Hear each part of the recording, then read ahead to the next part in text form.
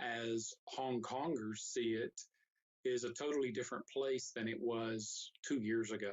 Pastor Butch Tanner moved here from Texas in 2017 to lead Kowloon International Baptist Church. Then, in June 2019, anti-government protests erupted over a controversial extradition law, plunging the city into months of chaos and bloodshed.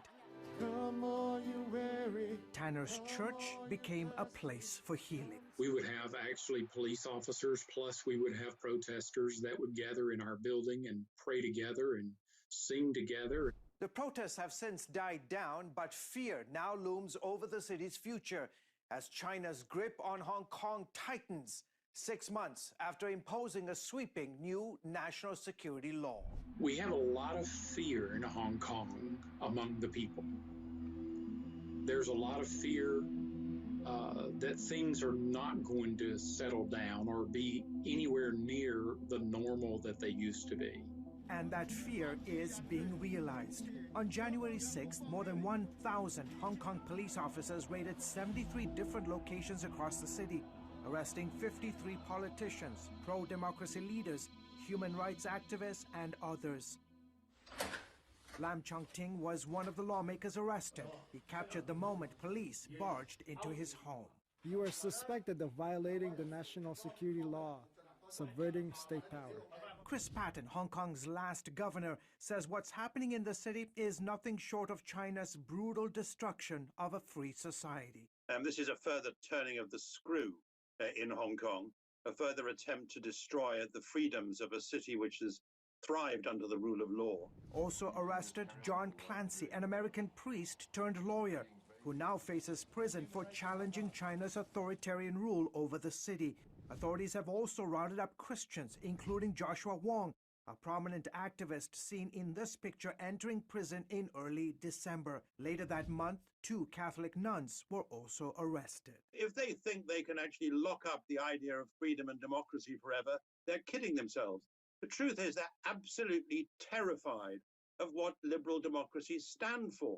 Reports estimate more than 300,000 Hong Kongers are planning to flee the city in coming months. Lap Yang Kong, who teaches at the Chinese University of Hong Kong, says several pastors have already left, while others have gone underground. The government, as well as the police, use all kinds of means to use this law to persecute the pastor as well as the people.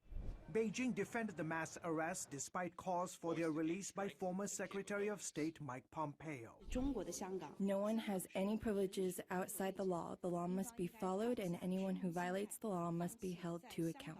Anthony Blinken, President Biden's nominee for Secretary of State, calls the arrest an assault on those bravely advocating for universal rights, adding that a Biden administration would stand with the people of Hong Kong and against Beijing's crackdown on democracy. Once a freewheeling city, Hong Kong is now witnessing dramatic transformation on all levels. China's President Xi Jinping has moved in recent months to reshape schools, the media, legislature, and the courts, with more changes on the way. Leadership in the schools are changing. Schools that have never had any communist connection before are having communist leaders. Christians fear Hong Kong is becoming like any other city in mainland China, and that religious regulations there, combined with the new security law, will soon apply to them, making it almost impossible to practice their faith. A self-censorship is emerging among the people in Hong Kong, and many of us are very conscious of what we can say. Chinese Christians currently experience some of the harshest government persecution ever witnessed. Christians here are also preparing for the future. They suffer quite a lot. So maybe this is also the time that we learn something from our brother and sister in China. Still, division exists between Christians who support Beijing's rule and those who don't. Ricky Wong, a former Hong Kong police officer, pastors Trinity Theological Baptist Church. He supports Beijing and says the new law will not curtail religious freedom in the city. So for me, I'm quite positively look at this law.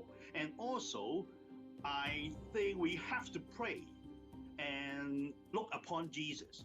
Others, like Dr. Hugo Chan, a leader with the Full Gospel Businessmen's Fellowship, say despite potential restrictions, the gospel of Jesus Christ will go forward. Yes, we have a lot of confusion and a lot of polarization going on.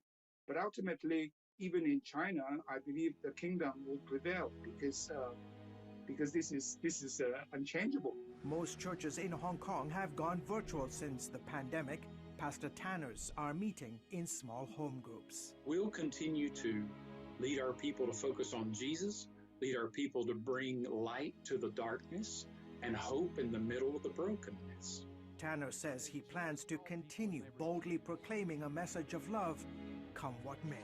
What we look at and what we prepare for is the fact that whatever happens, we need to present Jesus. If that includes suffering, yes. If that includes being exiled, yes. George Thomas, CBN News.